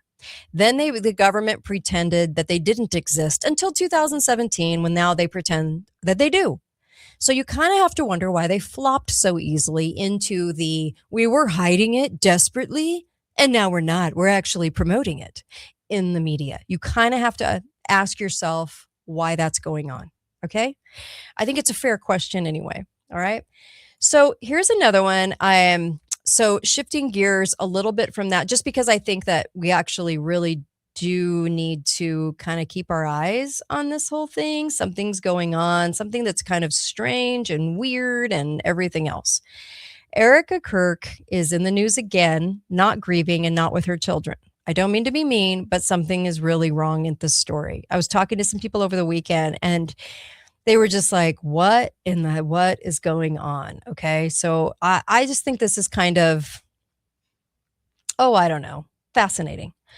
So now she is trying to say that Charlie believed in the Constitution, but there's a big old but, okay? And that but means that we are in a situation where we shouldn't really regard the Constitution. We should just rush this thing along, okay? Tyler Robinson did not kill Charlie Kirk. Did not. I don't believe that narrative or story or BS by a landslide, okay? It did not happen from him. Isn't it interesting, this medic that was here at the scene? I always find that kind of fascinating because you never heard about the medic that was there. So that's kind of interesting. Also, I wanted to kind of give this image to you too. This was one that I found kind of interesting as well. I just wanted to share it with you. Remember the camera that I said was kind of an odd camera, and a lot of people wondered if it was a hologram camera because they were adamant about, they were supposedly in shock when Charlie Kirk was shot, but that camera in back of him that we never saw the footage, never even knew why it was there, was so important to remove. I thought that was really odd. I think everybody should probably think that was odd because it was. For some reason, this is not coming up. Here, let me grab this because I want to grab this for you so you can see it because I did find this to be strange for sure. Okay, let me see. Let me go back. I'm trying here. 1 second. Just chill with me for a second so that I can nab this for you. Okay. This image talks about Charlie. Talks about the camera. Okay, let me go over here. Let me grab this. Oh, we're just told so many lies, you guys. I'm so tired of it. Okay, so let me grab this one for you. This was interesting, I thought. Here's Charlie. Okay, so here's this photo. See this camera right here? If you're watching on YouTube, see this camera right here? Interesting that this camera didn't get taken down. Only the one that was fixed in the back of Charlie. This camera they didn't care about. So if it was about the camera, and the camera was just a camera, they would have taken this one down too, but they didn't. They only took down the one in back of him. Okay. Just making a point. We have a lot of questions. We have a woman that's apparently not grieving and never crying, although she's dabbing her eyes a gazillion times. And you guys, I'm the first one that would have sympathy for somebody in a situation where their loved one was murdered in front of them, okay? And where the person has little kids to whose faces we have never actually seen, okay? I'm just making that point because it's true. We've never actually seen the faces of the kids. I do think Erica Kirk was his handler. I do think it was an arranged marriage, actually. I think that she was put into position to meet him, and I think that it worked. Maybe he found out. Maybe he was realizing it. I don't know. But something about his murder was still very strange. Now, keep in mind, it was only 3.5 months ago. 3 months ago. 4 months ago? October, November, December? 4 months ago. So why is she calling for a speeding up of the process? Why is she saying that, oh, he believed in the Constitution? But set that aside for just a moment as we try to progress this thing through very quickly. She's not really talked about him at all to this point. And 4 months is actually a pretty quick amount of time. We're talking about a very public execution that I still have questions about. Okay, we covered up the crime scene within a few days with cement. Our governor of Utah, because I'm in Utah, got on TV and you could tell he was lying. Okay.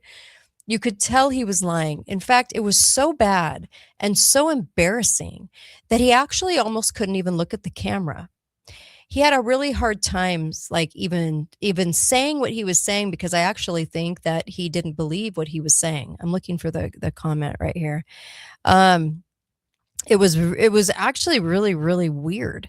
It was a comment that he made about, and then he changed clothes, and then he changed clothes, and then he changed clothes again, and then he was found in the clothes that he originally did the thing in. Even though you guys never saw a picture of him with the gun on the rooftop, you're supposed to believe he's the masked guy running across the rooftop. And then you're supposed to believe that he changed 4 times, even though he was pictured at, I think, like a Dairy Queen. He did it 4 times and then ran off into the field and then dumped the gun that he didn't assemble, then assembled, then unassembled, and he dumped it in a field so people could find it. If he carried it in his backpack, which you can't see because the pictures don't show a gun in the backpack, because it was a very light, small backpack. There was no change of clothes and there was no gun in that backpack. If he could carry it in a backpack with him on campus, then why did he have to dump the gun? Why couldn't he have just carried it with him in his backpack after he disassembled it? How come there's no footage of him casing the joint to find out where to be? Because he only had 10 days notice that the event was actually going to happen.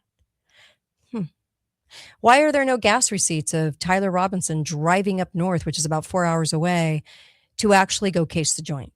Wouldn't there be videotape of him at a gas station, of him at the school? Yeah, we didn't see any of that. But Erica Kirk today is in the press, working hard, leader of Turning Point, didn't even catch a breath, leader of Turning Point, smiley, I've never seen her grieve to this point. Even the memorial was full of fireworks and everything else. Who does that? Not quite sure.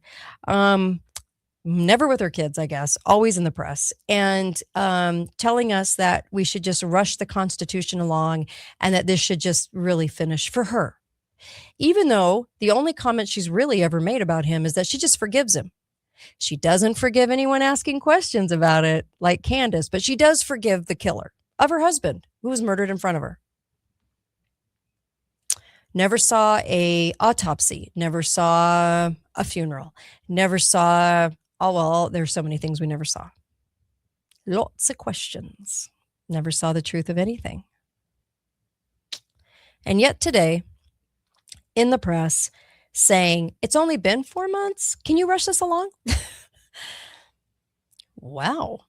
By the way, Tyler Robinson never actually admitted that he did anything. Are they threatening him, threatening his family? Sure. I firmly believe that. Tyler Robinson actually lives very close to where I live. Interesting. Think about all the things you didn't see. Did they get somebody in a chat room? Yeah. Did you ever hear any more about his roommate? No. The weird one? No. Okay. Did they tell him basically the world had framed him and the CIA had framed him and the world thinks he did it and so he won't be able to convince anybody? Yeah. Did I offer to interview the parents so they could just tell their real story? Yes. But they have been offered over $1 million from other people to tell the story. Now, a big warning to them would be, I wouldn't do that because they're going to spin it how they want. But there again, I don't control that. So there you go. But I did offer because they're from my city. I did offer because not that they would have ever chosen me. I'm a small town, small potatoes. I've been national for a number of years, but you know, I've been with the Alex Jones Show. I've been with Glenn Beck's The Blaze, but it's okay because I understand that there could be some money to help their son. I get it. I really do. I understand. But he has been railroaded into this for sure. He did not do it. And the security team was switched out the day of because they said they were there and chosen because they weren't doing anything that day. And then also smiled when they said that to a friend of mine, smiled and said, nothing ever goes on in Utah, with a creepy smile. The security team, the new ones, the new members, the guy that's taking the body to which there is no blood on anybody, taking the body, no blood on the ground, taking the body to the car. He's one of those guys in the flannel, the green and brown flannel. Something really wrong with this whole story, guys. And I'm the first one that would have said, oh my gosh, you know, something's up here. By the way, we need to, not be mean or not say anything about the grieving widow, but she's never been the grieving widow. I'm sorry. Something very wrong with this story. Her parents were DOD. She's in a lot of videos talking about all kinds of things, even grid down events. Okay. This is somebody very utilized by the deep state. So I think the marriage was a weird sham marriage. I really do. And I think that she was appointed the leader of Turning Point for a reason. Okay. Most people, when they lose their loved one, especially in front of them, like this, very young, right? Young family. You see people like this. I'm not saying every single person on earth has to have this reaction, but I would say most people would react and say they can't even talk about it for months and months and months. I mean, it would be that horrific. You wouldn't be able to talk about it. Not her. She's on every show imaginable. That's all she does, is away from her kids and talking about it. So there you go. So I just had to say that the Charlie Kirk thing was done for a number of reasons. Number one, to shift Turning Point into the major landscape, to grab sympathy and to get people into Turning Point, because I do think they're turning Turning Point, if you will, into a national purveyor of brainwashed thoughts on neoconism.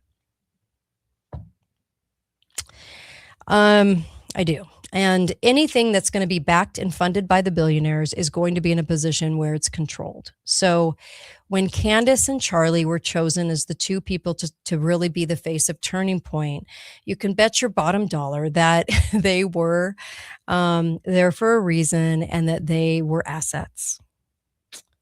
Okay, Candace has brought forth a lot of truth, but assets sometimes do. That's just what their job is. They do. And, you know, I know it's hard for people to understand and believe, but it's the truth. You're never going to be positioned as a face of Turning Point with billions of dollars behind it, millions and millions of dollars at that point, without it being controlled. Okay? This is why my show will never be very popular in mainstream, because if I say these things, then people start to understand that the right media and the left media are both extremely controlled. I am not controlled. And therefore, I am telling you that it is so heavily controlled that if you have an audience of any substantial numbers, you are controlled or erased or diminished. One of the three. That's how it works. I was censored. I was taken off because I said too much. I questioned why Trump was running because he knew it was rigged. Why would you run? Well, then you'd have to be part of the club to do that. That's how it works. They're all part of the club. So today, you're seeing a lot of headlines, you know, if you look at it like a stage play, it's so much easier to understand what's happening. We control all the governments of all the nations. We control it, hook, line, and sinker. Okay. And Israel's government controls us.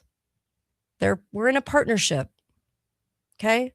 We're also in a partnership with China, but no one wants to believe that because they've made them into our competing enemy. I'm like, yeah, BS.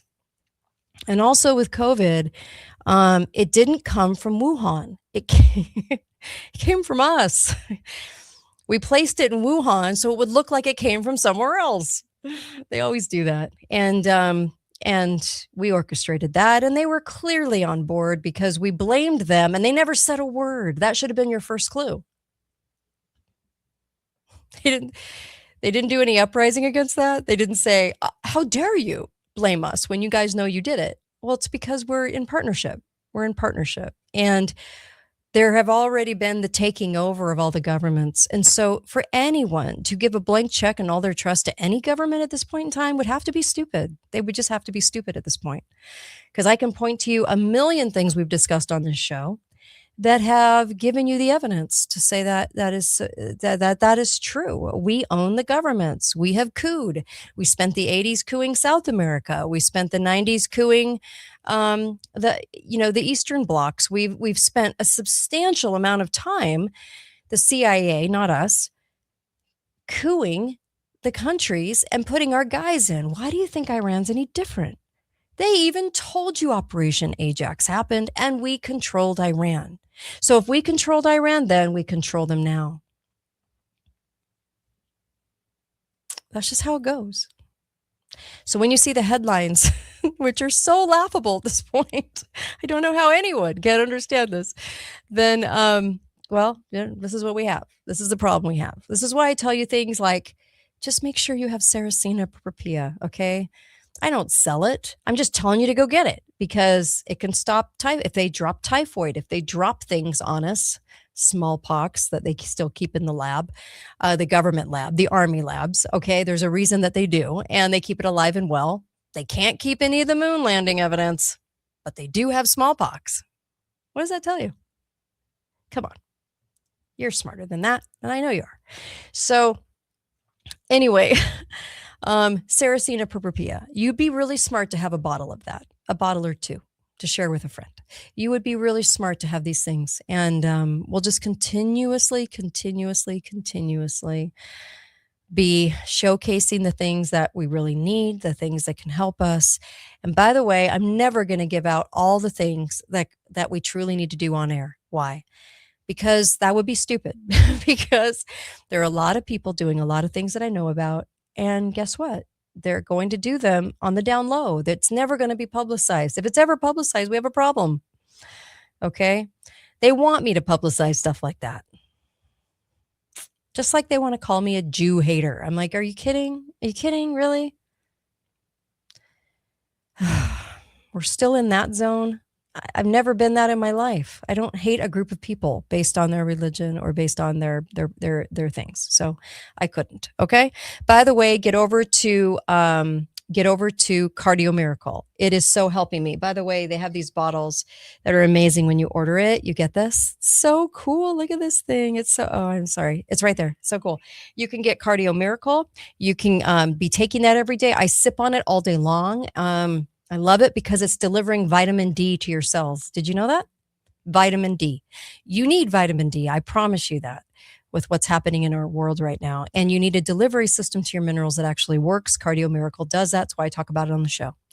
Also, go to allfamilypharmacy.com. You know how I feel about pharma, but I do think you need ivermectin and fenbendazole and membendazole to get rid of parasites. This is the place to order it so you don't have to go find a doctor. You order it online, allfamilypharmacy.com/Kate. You're getting a percentage off and you're ordering it online. It arrives at your house in about 4 or 5 days. And I highly recommend that to you. Okay. I would go, if you want a more comfortable bed, I would go to mypillow.com and use the code word Kate. Their pillow toppers can change your mattress. You'll get better sleep, and their sheets are to die for. So I would do that. I also would get the remineralization deodorant and teeth whitener because you need remineralization for your teeth. 80% of the diseases start in the mouth. Remineralize your teeth. Your body grabs the minerals from your teeth. This is why people have teeth problems as they get older. It grabs the minerals from your teeth. This is why in pregnancy teeth have a problem because why? Because the baby's taking those minerals, okay? It's taking what it can grab because we're also deficient. Go to the links on my website, katedalleyradio.com, katedalleyradio.com. And get what I'm telling you to get, because I'm telling you, you need copper from FIQ. FIQ does the Recuperate Copper. They have it in stock right now. Don't go to Amazon and get it. It's out of stock. Go to the FIQ link where it says get copper on my website, katedalleyradio.com. It'll bring you right there and order up. If you're taking copper daily, it's going to tell the other minerals in your body what to do. You are going to feel healthier. You are going to be healthier. I promise you that. And so please do that. It's so amazing. Okay. And right now, by the way, I just wanted to let you guys know, I'm doing this like fasting 16 hours and then I'm not eating past 8 o'clock at night. So I'm basically fasting from the night before through sleeping all the way till the afternoon. I'm eating super healthy. And then at 8 o'clock, I don't eat any more food anymore.